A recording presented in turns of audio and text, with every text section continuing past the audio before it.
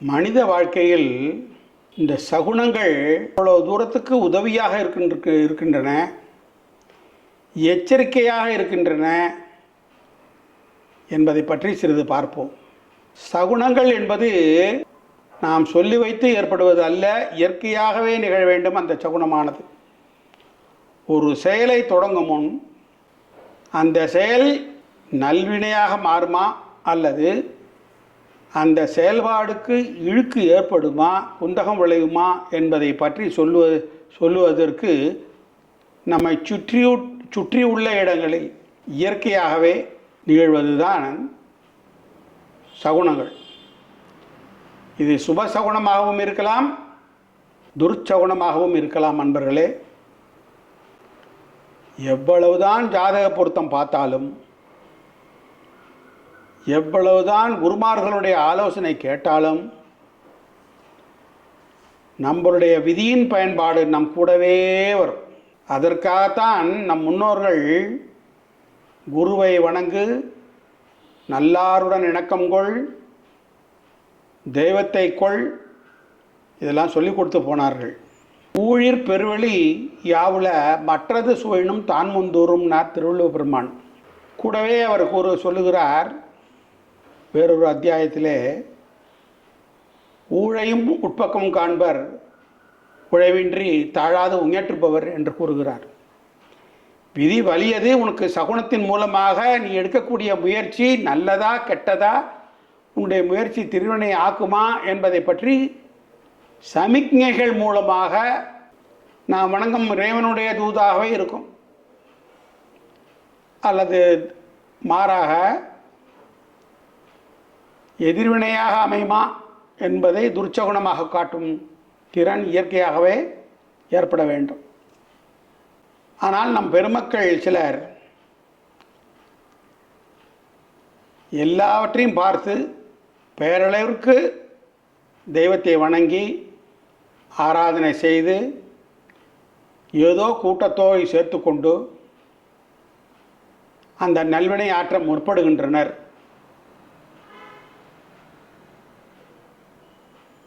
விதியின் பலத்தால் அதிலிருந்து வெற்றியும் காண்கின்றனர்.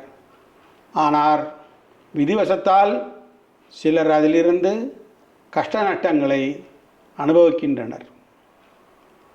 அதனால் அன்பர்களே, ஒரு தொழில் தொடங்கும் முன், ஒரு முயற்சி எடுக்கும் முன், உங்களுக்கு அதில் அனுபவம் இல்லை என்றாலும் அனுபவம் கலந்த சில பெரியவர்களை கூட வைத்து கொண்டு சகுனங்கள் கவனித்து அதன்படி நடக்க முயற்சி செய்தால் சிலவற்றை தவிர்க்கலாம்.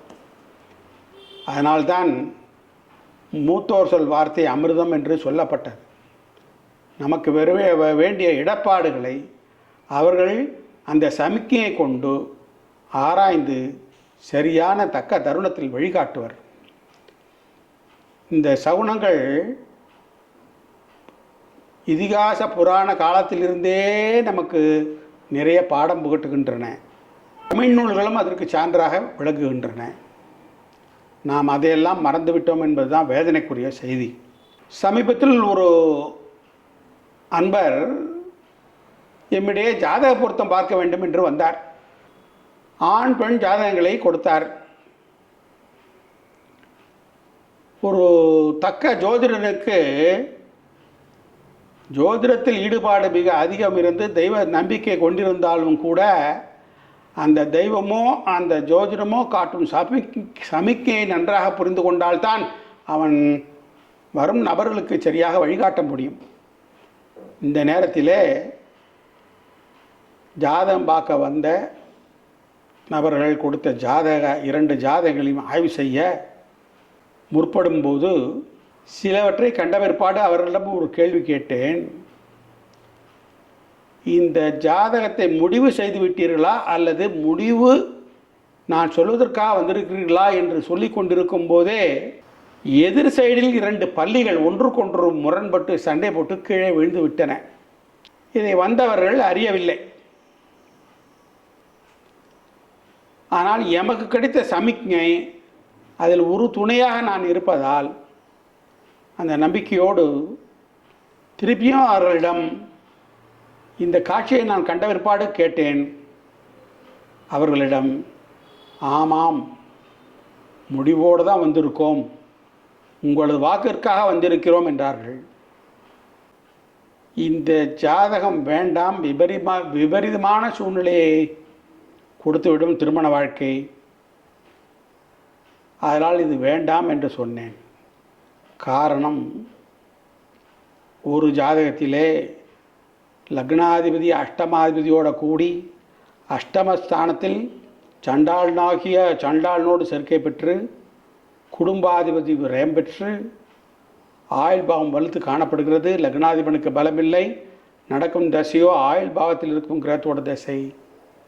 ஆதால் அன்பரே, இந்த ஜாதகம் வேண்டாம், இருவரில் ஒருவர் உயிரை இழப்பர் என்றேன். அப்படியும் அவர்கள் இந்த அதிக பற்றுதல் காரணமாக, பொருள் பற்று காரணமாக, இதை அந்தஸ்து காரணமாக எப்படியானும் முடித்துவிட வேண்டும் என்ற நோக்கத்தோடு வந்திருந்தனர். பின்னால் அந்த பள்ளியில் ஒன்று, அது என்ன இப்படி கிடக்கிறது, என்ன பாருங்கள் கொஞ்சம் என்றேன். பள்ளி என்றார்கள். அவர்கள் அப்போ கூட நான் சொன்னதை கண்டுகொள்ளவில்லை. இது எனக்கு தெரியாது, இந்த ஜாதகம் வேண்டாம் என்று சொல்லி அனுப்பினேன். நண்பர்களே, இதனுடைய விளைவு என்ன ஆயிற்று என்பது பின்னாடி தெரிய வந்தது. அதனால் மறுபடியும் இருவரில் ஒருவருக்கு மறு திருமணத்திற்காக என்னுடைய ஆலோசனை கேட்க வந்தனர். நடந்தவற்றையெல்லாம் கூறினர். இதை ஏன் இவ்வளவு நான் சொல்கிறேன் என்றால், ஒரு ஜோதிடனுக்கு சகுன சாஸ்திரத்திலும் நம்பிக்கை வேண்டும், சகுன சாஸ்திரத்திலும் புலமை வேண்டும். அப்படியானால் ஜாதகத்தை ஒரு 5 நிமிடம் பார்த்த பிற்பாடு தன்னுடைய கண்ணை வட்டமிட்டால் இறைவன் அதற்கு உண்டான வழியை காட்டுவார். அன்பர்களே, இன்னும் ஒரே ஒரு உதாரணம் சொல்லி சகுனம் இப்பேற்பட்டதா என்பதை நீங்கள் அறிந்து கொள்ள ஒரு வழி சொல்கிறேன். திருமணம் செய்து வைத்தார்கள். தம்பதியர்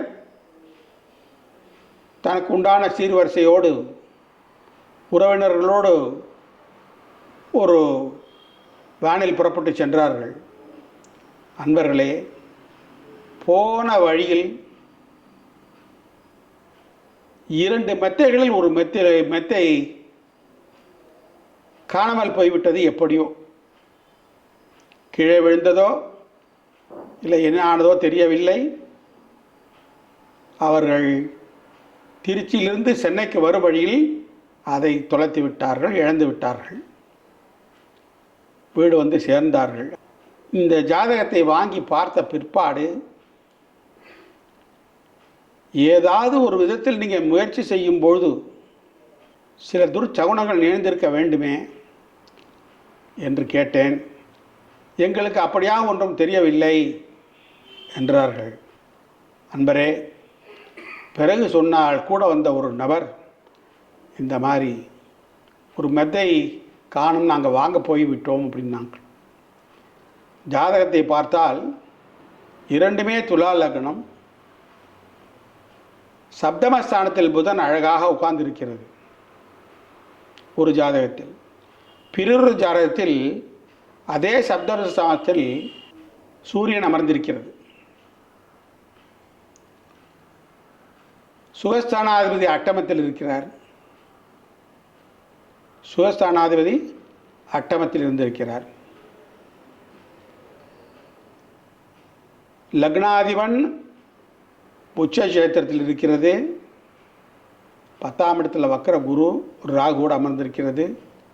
4ஆம் இடத்துல கேது. இந்த அமைப்பிலே பூர நட்சத்திரம். ஆக இது பெண் ஜாதகப்படி அமைந்தது.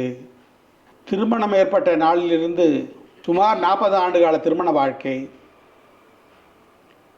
ஏதோ பெயரளவில் கஷ்டப்பட்டு சம்பாத்தியம், அவ்வளவுதான். வம்சவருத்தி இல்லை. நரகமயமான திருமண வாழ்வு. அன்பர்களே, இதை எப்பொழுதே சமிக்ஞை மூலமாக துர்ச்சகுனம் மூலமாக காண்பித்து கொடுத்து விட்டது. அதனால் இந்த மாதிரி ஏகப்பட்ட சகுனங்கள் ஜாதகத்துக்கு ஒத்து வந்து கண்டுபிடித்திருக்கிறேன்.